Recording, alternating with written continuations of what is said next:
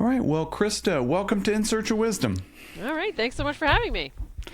It is an absolute pleasure. I have really enjoyed going through your book, which is going to be the topic of our chat today, Dancing with the Devil, Why Bad Feelings Make Life Good. But before we get into the book, we generally spend a little bit of time and talk about how your particular path, interest, fill in the blank. I tend to ask you, philosophers that come on the show, how did you make your way into a career in philosophy? Yeah, sure. So, I did not, when I went to college, I did not think that I was going to be a philosophy major. I actually intended to be a theater major. That's what I had done all through high school. And I got to college and I took my theater classes that I was going to take, and I realized, oh wow, I'm miserable and I hate this, and I don't want to do this anymore. And I had taken a philosophy class completely on a whim because I didn't know what philosophy was and had never heard of it. And I just fell kind of head over heels in love with it. It was a space where I felt like all of these people had been asking all of these kind of big questions about life that I had always asked myself. And I thought, oh my gosh, this is my home. And so when it came time to do something else other than theater, when I decided I was actually going to quit, I was like, well, what's the only thing that I've really been interested in the same way I was interested in theater? And it was philosophy. So I declared my major and kind of never looked back. I didn't think I was going to necessarily do a PhD, but then I had some really wonderful mentors in undergraduate, and they encouraged me to think about it. And I worked for a couple of years before I went to graduate school, and I thought, no, you know what? I really miss philosophy, and that's the thing that I really love. And so I went to grad school, and the rest is history. Well, beautiful. I'm glad that you did. If there's any listeners out there that are discerning a particular fork in the road, do this or that, what comes to mind around advice in those types of situations? Yeah, it's really hard to say. I think we're sometimes not great at listening to ourselves. I think we oftentimes get really hung up in a vision of life that we think we're supposed to have. And it's very hard for us to kind of divest ourselves from those images and those expectations. And I think learning how to listen to yourself and learning how to really think about what you value and what really matters to you is a lot harder than it sounds, because I think we're so used to having that other kind of voice in our head about what we think our lives are supposed to look like and what we're supposed to do. So the advice I would have is to try really hard to kind of listen to yourself, and think about what really does matter to you, even if there's some voice in your head that says, I don't know, maybe you should do this other thing. Maybe it's smarter to do this other thing. I think it's good to sort of think like, I don't know, but what's my gut really telling me? Yeah. All right. Well, lovely. We generally start off as a transition into the book, maybe defining terms and things like that to the best of our ability.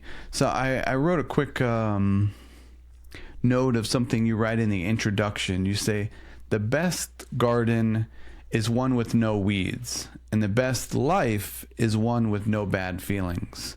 We need to change this way of thinking. Bad feelings are the worms, not the weeds. Could you say more about this idea of worms instead of weeds? Yeah, I think this is a really common metaphor that people use when they're thinking about their negative emotions, right? It's like, these are the things that are going to prevent me from living the life I want to live. And if I don't get rid of them, they're going to take over. They're going to turn me into a person I don't want to be. They're going to prevent me from being happy. They're going to keep me from living the life that I want to have. And so we treat them like they're weeds in the garden, right? They're the things that are going to spoil it if we don't get rid of them. I think we need to rethink how we think about our emotional life, and what kinds of emotions are good to have and what kinds are not good to have. And so I think changing the sort of garden metaphor and thinking maybe these negative emotions, even though they're a little bit like worms in the sense that they're a little bit gross maybe, and maybe people don't want to look at them, and they make people a little bit squeamish, and you'd sort of rather just look at the flowers and kind of pretend like the worms aren't there. But just like the garden, the worms are there to make sure that the soil that the flowers grow in is rich enough for them. And if it weren't for the worms, the soil would be too depleted and there wouldn't be anything to grow. So, what if we, instead of thinking about our bad feelings as the weeds, what if we thought about them like the worms? They're the thing that's actually making sure, like, they're the sign that the soil is rich enough for stuff to grow in. And so, in that sense, they're not obstacles to a good life, but actually they're part of what it means to live a good life. So fascinating. I appreciate that, and yeah, I'm just really grateful to be able to chat about it with you today. Another thing that I'd love for you to talk about is maybe two terms or maybe two different categories in the way of controlled emotional saints and cultivated emotional saints, and then just something for the listeners, because we cover a lot of different wisdom traditions here. Your book covers many different philosophers and wisdom traditions, so I think many of the listeners are gonna love that about the book for sure. But yeah, could you say more about those two terms? Yeah, absolutely. So I think there's this really powerful ideal that's out there in the world, and this ideal basically is here's like the basic thought. The basic thought is life would be better if we had fewer negative emotions, or maybe no negative emotions. And there's different ways you might think about that. And in the history of philosophy, I think there's basically two kinds of traditions you can identify that both accept this idea, but kind of in different ways. And so the controlled emotion saints are the folks who think, look, our life would be much better off if we didn't have any of these negative emotions. We should get over them as best we can, get them out of our lives as much as we can. There's a lot of different philosophers that fall into that category. I, of course, would argue that like the Stoics are in this category, and also in the Indic tradition, like Gandhi's in this category. There's other folks too. But they recognize this is hard, right? They would recognize that this is really difficult to do, but it's worth it because the negative emotions are kind of nothing but trouble, and so we would just be much better off if we got over them. That's a kind of radical position. Maybe people are not. I think some people are really attracted to it, but I don't know that everybody is. And so if that feels like a little too radical, the idea that we really should just get rid of them totally, you might be tempted to be this other kind of emotional saint, this cultivated emotion saint. And so this is the tradition that I identify in, like Aristotle, I think, is in this category. I think Confucius is partially in this category too. They're the ones who are going to say, no, we don't have to get rid of our negative emotions totally. We just have to manage them the right way, or we have to channel them into something productive, or we have to train ourselves to feel them the right kind of way. Both of these groups, I think, although they think of themselves as different, I think they sort of accept this basic idea that negative emotions are a problem. They're just a problem in different ways. And we address that problem in two different ways. But fundamentally, they're still both, I think, of the view that there's something wrong with negative emotions, or that they've got to be addressed somehow in order for us to live a good life. And just in the way of like this term negative emotions, positive emotions, so maybe everybody's on the same page. Stereotypically, what would be some examples of emotions in those categories? Yeah, that's actually a really great question. Like, what is it that makes an emotion negative? That's kind of a tricky question. So what I do in the book is I pick the ones that I think we're usually the most critical of when we feel them and when other people feel them. So that's going to be emotions like envy or jealousy. Contempt might be in that category. Maybe spite's in that category. Maybe schadenfreude is in that category. Maybe even anger is in that category, depending on who you ask. So I try to pick the ones that I think these are the ones that I feel like we have the most trouble with, in the sense that we really judge ourselves when we feel them, and we also think they're really dangerous maybe when other people feel them. And I made a note of just a very short sentence you write in the book. When bad feelings happen, just feel them. Seems, obviously very straightforward. Like, why would we do anything otherwise? Could you say a bit about that? Yeah, definitely. Yeah, so it's like, that sounds super easy, right? It sounds like really straightforward to just feel them. But we don't do that actually as much as you think. So a lot of times we have a million different kinds of reactions to our negative emotions. So one of them is, oh, I recognize start feeling envious, and I go, oh gosh, I really shouldn't do that. And I try to talk myself out of it really quick. And I say, oh, that's not the right way to feel. I shouldn't feel that way. And so I kind of like judge myself and chastise myself, and I just try to like get rid of it all of a sudden. Sometimes we do things with our negative emotions like we want to turn them into something else. So I'll start feeling envy and I'll go, okay, no, I'm not supposed to feel that. You know what I'm going to do? I'm going to channel this into a positive energy. I'm going to, if I'm envious because my neighbor got a new car and I'm like, oh, I'm so jealous of the new car, I will turn my envy into fuel so that I can, save more money or something like that. And I'm going to work harder, and that's going to get me that brand new car, right? I'm going to channel it. Or I start thinking, oh no, I should really change how I'm thinking about this. I should say, oh no, cars aren't really important. And at the end of the day, that's materialism, and I really shouldn't care that much about that. And so rather than just kind of sit with my envy, I'm going to start trying to change my mindset so that I no longer feel it. We do all kinds of things with our negative emotions, I think, because we are really unable to sit with the discomfort that they bring. So it makes us squirm a little bit, I think, to even admit that we feel them. I think envy is like definitely in that category. And we're so quick to just try to either get rid of them, talk ourselves out of them, turn them into something else. We have this real temptation to kind of do things with them rather than just kind of like letting ourselves feel them. I think because we're very afraid that you hear this phrase a lot with negative emotions. Oh, you don't want to feed it.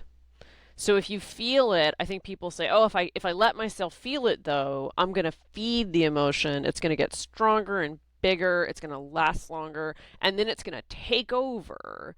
Right? We have this vision of negative emotions as kind of like monsters or cancers. Like they're things that eat you. They're things that sort of like turn you in. They possess you. We talk about them like kind of turning you into something else.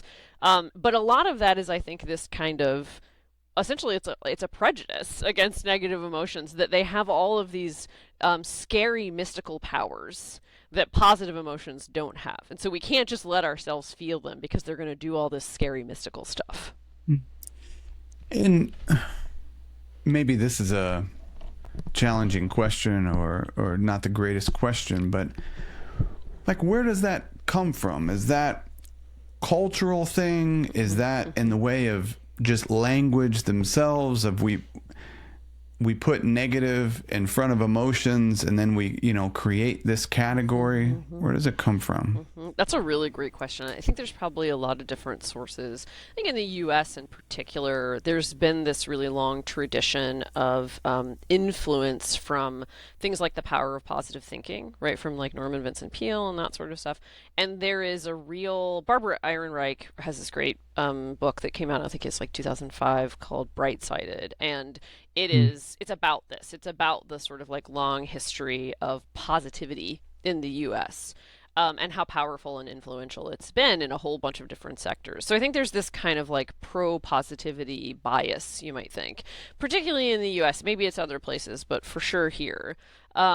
People have this sort of view that if you are, if anything bad happens, if there's any stress, sadness, anxiety in your life, then you've failed somehow or something's gone wrong. And that there's this kind of like constant pressure from society to kind of like always look on the bright side, to always try to make sure you're feeling the right kinds of ways, to never get down about stuff.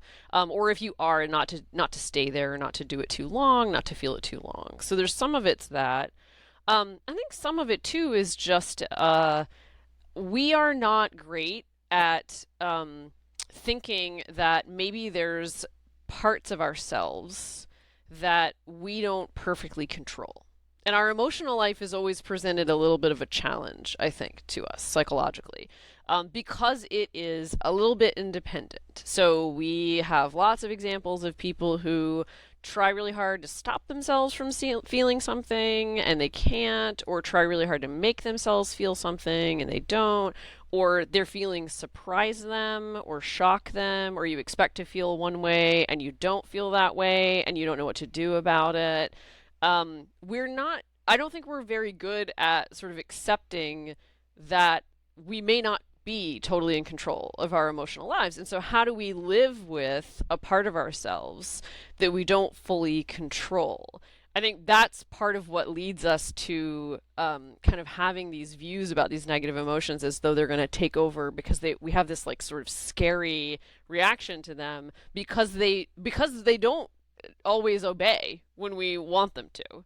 And I think because they don't always obey, we sort of go like, oh, that means they're trouble. And so we've got to do something to kind of control them, rather than just thinking, okay, maybe part of what it means to be a human being is to live with something inside of me that I actually don't control. Yeah, it's so fascinating. And some of these conversations on emotions, which we've done a number of them here on the podcast, can be challenging. I can kind of understand many different sides of the things. I'm a fan of the Stoics for one, and Seneca. I can kind of understand this side, then I can understand the other side, and a figure I love that shows up many times throughout the book, who maybe is okay in this complexity, is Montaigne. Yeah. So could you talk a little bit about, Montaigne and why he shows up so much throughout the book? Yeah, he's great. So one of the things that I love about him is that he kind of takes on this tradition in philosophy of thinking that philosophy's job, like when it's doing what it's supposed to be doing, it's supposed to be helping us live well. And he has a complex view about what that means. So, part of what it means is to get some clarity about yourself, right? And to sort of like reflect and introspect and think about you and think about what your commitments are. And philosophy is a way of doing that. And he loves all of the ancient philosophers, right? So like he loves the Stoics and he loves a bunch of those folks. And he uses them as kind of guides for himself when he's trying to understand himself and he's trying to understand his life and think about the challenges that he faces. He turns to them as resources, and he uses them as a bunch of different voices in the conversation about I'm trying to kind of figure this out. And so I love that about him, and I love his he has this way of being really honest about himself, while at the same time not thinking, oh, I'm worthless and terrible. So he doesn't like pump himself up, but he also doesn't rat himself down. And I think that's a great attitude to have when you're trying to kind of understand yourself and you're trying to understand your emotional life. Don't sort of like try to convince yourself you're great, but also don't try to convince yourself you're terrible either. Just kind of like be honest about what's going on inside there. And I think that's a great attitude to have toward our emotions. But yeah, Montaigne he's got this. He has this fascinating sort of way of kind of like fully exploring, I think, his inner mental life and really trying not to turn it into something that it isn't, and to like lay it all out for you. And the essays very much reads as this kind of like confessional sort of mode, but not in a way that, like you read Augustine's Confessions and you're like, ooh, this guy is like having some dark psychological moments. Montaigne has like some dark psychological moments, but a lot of it is just like, oh, humans are weird, aren't they? And I love that about him, right? I love his sort of like humans are weird attitude. So yeah, he shows up a lot in the book because I think he does a great job of he's got this great kind of like gentle honesty is what I like to call it. I love his attitude toward himself and toward human beings in general, is this kind of like gentle honesty. How do we make sense of like this idea of like, how do I say it? Like in the way of complexity of emotions, like take any of the ones that you listed in around negative emotions, like anger. Yeah. Like in my experience, it's just often sometimes not that simple in the way of, is it just anger? Maybe it's like anger and sadness. And it's like, can I also be a bit of like Montaigne's cheerfulness, like as well at the same time? Like I am this mix of all sorts of stuff. Yeah, I don't know. It's but I found myself thinking that going through some of these chapters of, and I mean, you have to use words, examples, and things like that. But just it's so much more complex than it seems we even understand sometimes. Yeah, absolutely. Yeah, and our emotional life is a complex place. I like to think of it sometimes like I think of the you know how you go into Home Depot and there's all those paint chips, right? When you're looking at the Yeah. different colors to paint your Yeah. house. And you're like, "Oh my God, there's 50 different kinds of blue." And you're like, "I didn't realize there was this many kinds of blue." In a way, your emotional life is kind of like that. There is, there's anger, but sometimes anger doesn't even and that's true like in our own experience, right? Like there are times where I'm not even really sure what I'm feeling enough to be able to even put words on it. And sometimes my emotions feel super complicated and it's like, well, I feel like maybe this is anger, or I might have thought I was feeling one thing, and then as I think about it some more, I'm like, actually, I don't know, like maybe I'm actually mad about this in a way I didn't realize.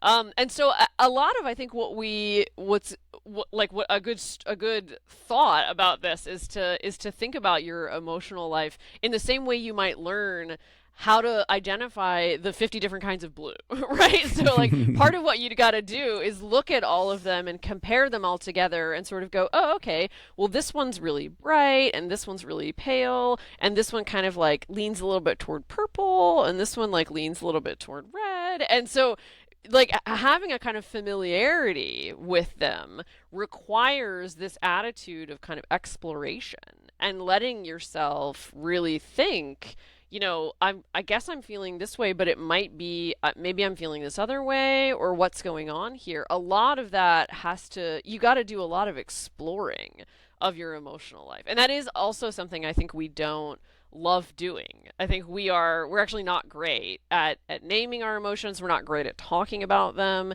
in part because we don't have a really rich emotional vocabulary. We have a kind of like a pretty, like our color wheel is like not very, doesn't have a lot of variation in it when we talk about our emotions. And so part of that is kind of like getting over that overly simplistic sort of views about our emotions. But that requires a kind of willingness to sort of like sit with them and explore them in depth and not try to chase them away immediately, but rather asking yourself, what's going on here? What am I feeling? Why am I feeling like this? Rather than just trying to like immediately move on. Yeah. What a difficult thing as you're describing that. I'm thinking of some of the obstacles that come up in my own experience is like, well, what is the right color blue? There must be, some sort of thing. Or like another one, and I made a note, you talk a little bit about blame of like, who's to blame here? It's like we're like these wisdom traditions often kind of universally talk. It's like, well, it's kind of complex. Like, Montaigne might not talk in the way of, who's to blame. It just is. And how can we like sit with it, live the particular question, which could be quite a bit of time. Like, how do you think about that in the way of, living with a particular experience, emotion that maybe brings about anger, and maybe 3 weeks later it's, it's still there, but it's something different. Yeah, I think with anger in particular, we're really resistant to what I sometimes call long-term anger.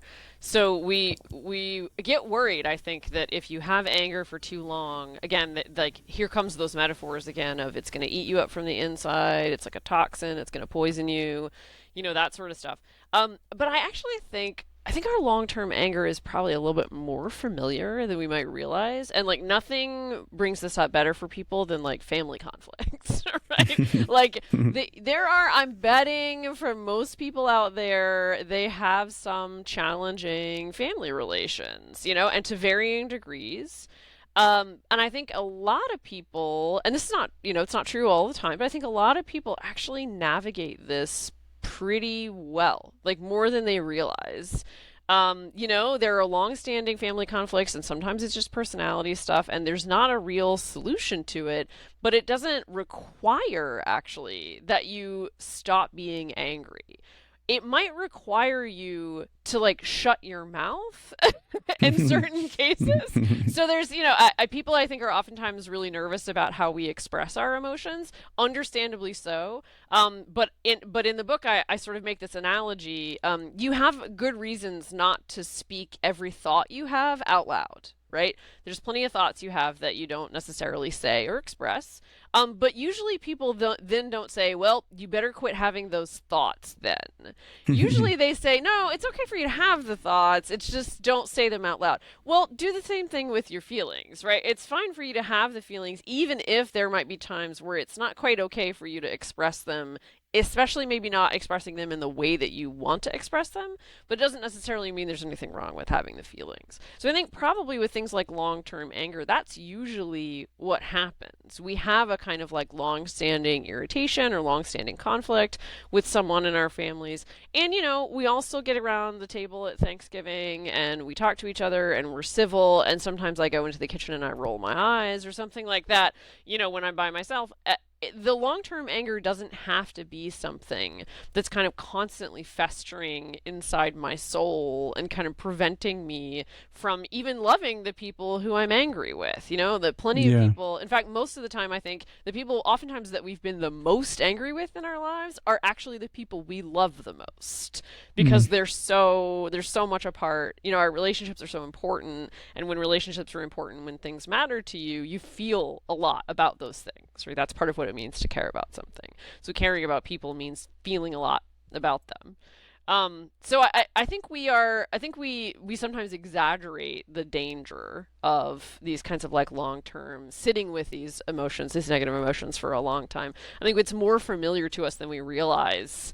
You're not burning with anger constantly, but it doesn't necessarily mean it's gone anywhere, especially in these kind of like longer term conflicts. Yeah, it's pretty fascinating, and something you talk about in the book of, the emotion being a sign or a message that this is something that you do care about. You think about as like a loved one saying something to you compared to a stranger that you know nothing about. Obviously, that person that a friend or family member, brings about an emotion in a different way. A few weeks ago, the listeners will probably be familiar with a conversation we had on sadness. The author of How to Be Sad, Helen Russell, talks about this a similar thing. And some of the emotions that you talk about in the book might be a more difficult swallow in the way of this is something that is needed message, things like envy, anger, things like that. Could you talk a little bit about that? Yeah, absolutely. Yeah. So I think there's kind of a long philosophical tradition of thinking that emotions are ways of caring about things. So I just to give everybody a kind of a sense, I sometimes use philosophy as an example of that, right? This is my life. This is the thing that I've devoted myself to.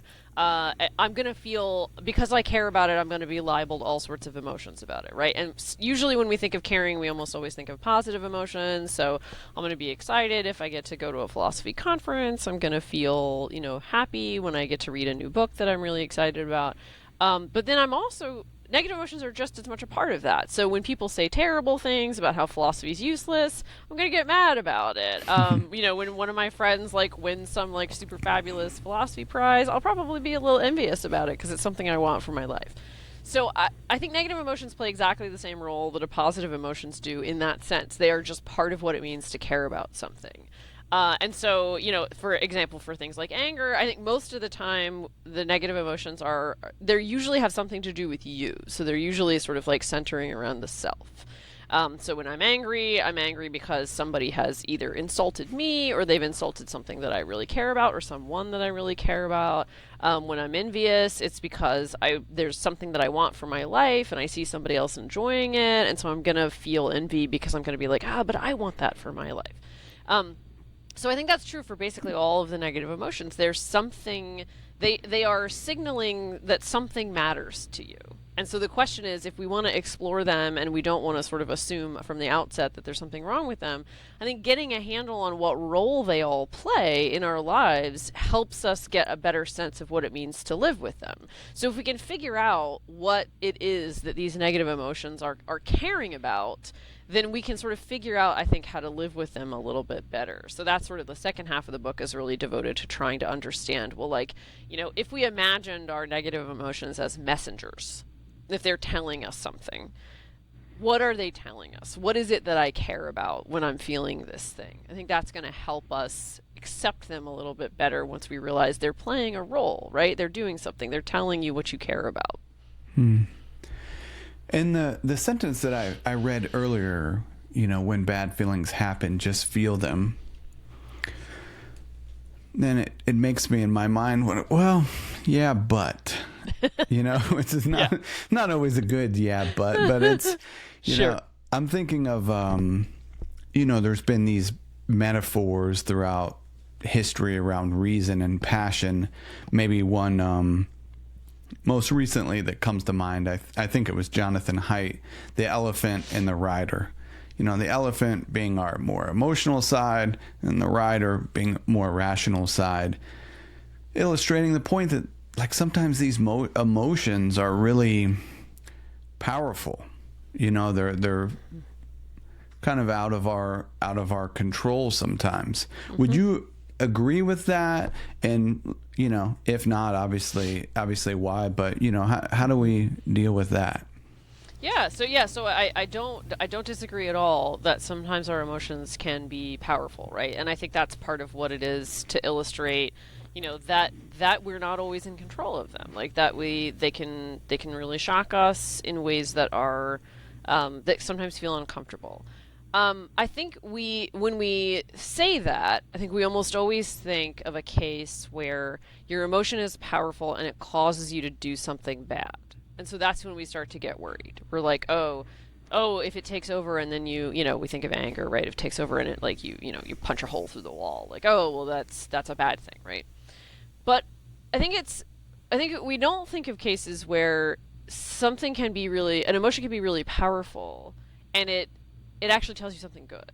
So I'll give you an example of, I had a much more a surprising reaction to the death of my grandmother than I ever imagined I would, because it's not like we weren't close, and there was some interesting features of our relationship, and yet I had this response that was so powerful, and it took me completely off guard. It didn't cause me to do anything bad, but what it did help me realize is that she actually did play a much bigger role in my life than I had appreciated when she was alive. And having that powerful reaction and having that powerful response, that grief was, and it was scary, and I didn't expect it, and I didn't quite know how to handle it, but it wasn't as though the power of the emotion was inherently bad somehow. It was in fact actually telling me something really important. And I think there are lots of cases like that where the power of our emotion and the fact that they surprise us and we don't, and they take us off guard and they feel out of control, there might be good reasons for why that's happening. And I think we're just a little bit resistant because we typically think of the case of like, oh, the anger that takes me over and causes me to do something like stupid or silly or violent. We're so much more likely to think of those cases than we are to think of the cases where, oh my gosh, my super powerful emotion actually told me something really important about myself. It's so interesting, like this idea of sometimes I think about like everything belongs, it's like if we can just have the courage or the patience or the awareness to be with whatever it is. You talk about in one of the chapters Nietzsche's idea of amor fati, which I'm a big fan of. Sometimes people are really critical of that. I was happy to see it, but like sometimes I think of like what's the alternative to this particular approach. But yeah, could you say a little bit about this idea of amor fati. Yeah. It's this. It's Nietzsche's little Latin phrase that means love of fate, and it partially. I might be wrong about this, but I think he borrows it actually. It's not his creation, but it's something that he borrows from the Stoics, but he means it in a different way. Yeah. So the Stoics, and also I think also Spinoza is like this too. Their version of love of fate is just to sort of like accept that you have no free will, right? And sort of accept that like life, you're sort of attached to life in the same way that a horse is attached to a cart. And that is meant to bring you a certain kind of like peace, to sort of just accept that's what life is, whatever life gives you, like just take it. Nietzsche's version of amor fati is a little different. He thinks it's a way of asking yourself, can you love and embrace everything in your life, even the parts of it that you don't really welcome, or the parts of it that you don't expect, or the parts that actually kind of devastate you? Are you able to have a good enough attitude toward your life such that you love it even when it doesn't go your way? And can you sort of accept that? And so I think that's great. I think the description is great because it's this sort of like joyous embrace of the wildness of your life and the fact that it's going to take turns that you can't anticipate. Things are going to happen to you that you might never expect. And can you sort of love something that's like that you can't predict, that you don't control? And I think that's the kind of attitude that I would love it if we could have toward our emotional life, is to sort of like embrace it, even when it is unpredictable, even when we don't control it, even when it's powerful and it gets the better of us. Can we still embrace that thing? Yeah, and it does seem like it's obviously a aspirational type of idea, Yeah. but it does seem like it's possible. And like this book that you've just put out and other books, it seems like can really help us to do that. Why is, fill in the blank with any sort of emotion, anger, sadness, happiness, whatever it may be, not unbelievably interesting and just something just fascinating to be with. Mm-hmm. Has this book helped you in some way to maybe take a small step, in that direction? Yeah. It's funny because I think I'm not, even though I wrote this book about rethinking your negative emotions, and I think I'm probably much more open to negative emotions than other people, it would just be a lie to say that I am perfect at this. Like at no point would that be true, that I struggle with this as much as anybody else does. But I think it has helped me, particularly when I start feeling these things. It has helped me much more to say, you know what, take your own advice and say out loud to yourself, I'm really feeling this right now. And then just stop. And the number of times that I've sort of forced myself to do that, and how much it's helped me immediately kind of say, this is what I'm just doing this because I care about this. This is how I'm feeling this because this matters to me.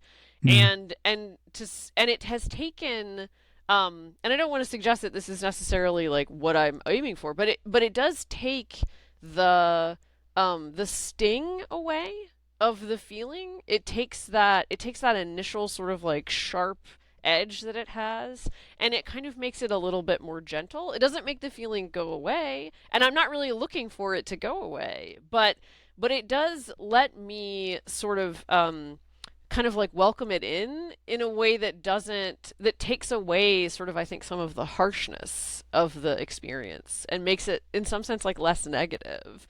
So yeah, that's been it's been a big help for me, especially when I'm a person who for being a philosopher, I should be much more comfortable with uncertainty than I am, and I'm comfortable with it at like a theoretical level. I'm not so comfortable with it in my actual life. And so when I experience these times of like a lot of uncertainty, I think writing the book has sort of helped me with my own struggles in that way, is to think of like, look, your anxiety about the uncertainty is is just as much one of those negative emotions that you wrote about as envy and anger are. And so, like, why not embrace it in the same way that you embrace these other ones? Yeah, I love how you just said when you started and then just stop, because it seems like it's so easy for us to, like, that story can just, it's gone in the way of evaluating and our sorts of subjective judgments around whatever may happen, which is in a way like avoiding or distracting ourselves from just being with that particular emotion. So that just stop is a beautiful and difficult thing. But if we can remember, it seems like it is something that we're capable of, even if it's a strong emotion. I'm really curious to ask, like, every once in a while on the podcast, I get on a forgiveness soapbox type of thing. So, like, apologies in advance here. When it comes to, say, anger, some sort of negative feeling, like, I am totally with the idea of, like, being with it. Like, it's time to just feel it, but then at some point, and it's different for every situation and who knows how long it'll take, but it seems like at some point there has to be a now what? Now what do I want to do? And especially in the definition, and listeners may be thinking about anger in many different ways, but when you think about the definition from, like, Aristotle and Seneca that you kind of list in the book, it has this kind of revenge, retaliation type of thread to it.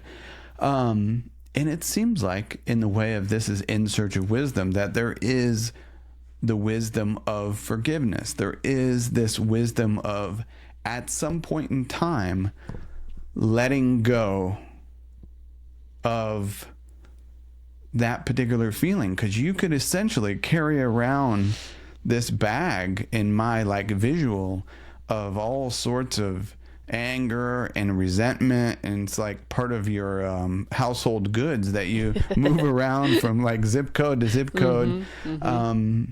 Where does this idea of forgiveness or letting go, like, how do you think about that, Krista? Yeah, that's a great question. So, so there's a couple of things to say. So one thing to say is there are definitely times, and I know people who are like this, like, there are definitely times where sometimes the anger that you have, it goes back a long time, and it has something to do with something that happened to you that you've never been able to kind of move on from. And there's, I think, two questions to ask about that. So one question to ask about that is it because you never sort of had the chance to feel heard, that you never felt like the thing that you were hurt about, or the thing that you were insulted over, that you never got a chance to sort of have someone else recognize that happened to you, right? And so if that's right, then in some ways what your anger is that continued desire for that thing to have been recognized, that you were hurt, insulted, wronged in some way, right? And so even though I think, and I get that this is provocative, I totally understand this, even though I think there's a real sense that people have that, eventually you've got to let that go, even if it never comes, even if the recognition never comes, like, you've eventually got to let that go. What I want to say is, or you don't have to let that go, because if your anger is your own sort of continued statement that I didn't deserve to be treated that way, that person really did wrong me, that really happened to me, it's my scar tissue. And And as long as it's not actually preventing me from flourishing, if I'm able to live my life, if I'm a successful person and I have other things in my life that I love and that I'm able to sort of like, I would totally describe myself this way, as someone who like has absolutely long-term anger over a kind of unacknowledged wrong. Um, if it's just my scar tissue and I want to have it there so that I can sort of say I got to recognize that that wound happened. Like that wound really happened and it didn't heal right. And that's how that's how it is. But I can live with scar tissue as long as the scar tissue is not taking over my whole body, right? If I can but I can live with scars and that's okay. And I can have a good life even though I have those scars. So the question I feel like people have to ask is your anger functioning like scar tissue where you can go on with your life? Or is your anger functioning like, a cinder block and you're in the water and you're drowning? Like then Mm. the question might be different. Then the question of like what to do with your anger might be a different sort of thing. If it really is preventing you from living your life. I think most of the time, I think there are some cases that are like that where it's more like the cinder block, but I think there's actually quite a few cases where it's actually more like the scar tissue. And we just kind of like have this idea that you can't live with it, that you can't live well with anger, and if you're angry all the time, things are going wrong. But anger, like the color wheel, anger has a lot of different flavors. And there can be some anger that's not it's not a fiery thing that's going to burn your house down immediately. It's more like an ember. It's smoldering a little bit, but Mm. it's not going to catch anything on fire actually. It's just kind of warm. That's it. Well, beautiful. Thank you so much for Yeah. sharing that. Yeah, I love that that answer. Um, our time has flown by here. Maybe now is a Yeah. good time to get to this wrap up question that we Sure. have. How do you define or think about wisdom in daily life, Krista? Yeah, that's a great question. I think wisdom is something that is hard won.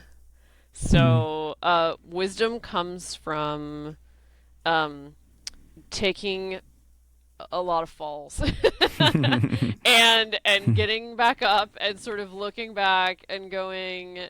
It's something that you develop from I think having screwed up a lot and then being able to sort of look back and go, okay, I see what happened there.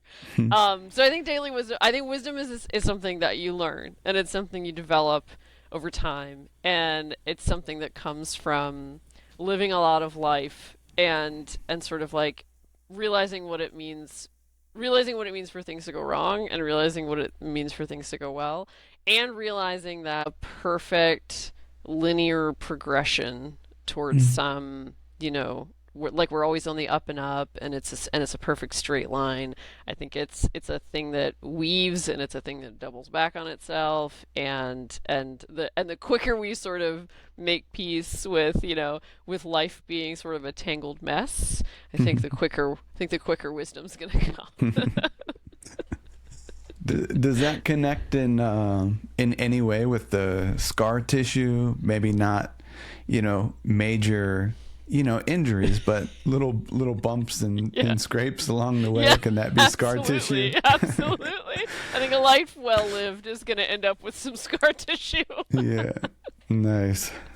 Well, this has been great. Congrats on the book. Well Thank done. you. I really enjoyed it. And again, for the listeners, it's Dancing with the Devil: Why Bad Feelings Make Life Good. It's a really counterintuitive guide to the good life in my view. So it's good.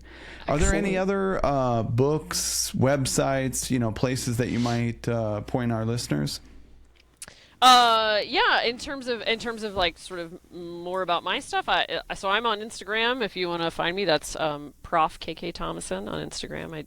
I've been doing some videos that kind of take people a little bit behind the book, and I talk a little bit about what the writing process was like, and tell you a little bit, give you a sneak peek into what's in some of the chapters. So if anybody's wondering whether or not they should pick the book up, you could always check those videos out. Give you a little bit of a window into what's in the book. Yeah. Nice. Well, we'll link it in the show notes so it's easy to find. Krista Thomason, thank you so much for coming on In Search of Wisdom. Yeah, thank you so much for having me.